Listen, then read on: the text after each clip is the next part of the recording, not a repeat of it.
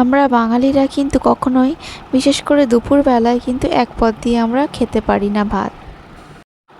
তো ভাতে মেন যে তরকারি থাকে আমাদের চিকেন হোক বা মাছ হোক, তার পাশাপাশি কিন্তু আমাদের একটু ভাজা বা চচ্চড়ি এই টাইপের কিছু না থাকলে আমাদের কিন্তু খাওয়ার স্বাদটাই কমে যায়। ঘরে থাকা অল্প উপকরণের মাধ্যমে কিন্তু আমি এই রেসিপিটা বানিয়েছি।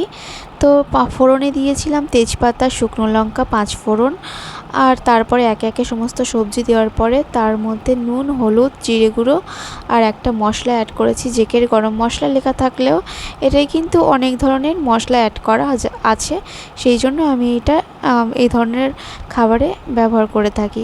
তো এরপরে কিন্তু ভালো করে ঢাকা দিয়ে কষিয়ে ঢাকা দিয়ে আর তারপরে সিদ্ধ হয়ে গেলে ভালো করে রস মেরে নিলে কিন্তু এখানে রান্নাটা একেবারে রেডি হয়ে যাবে।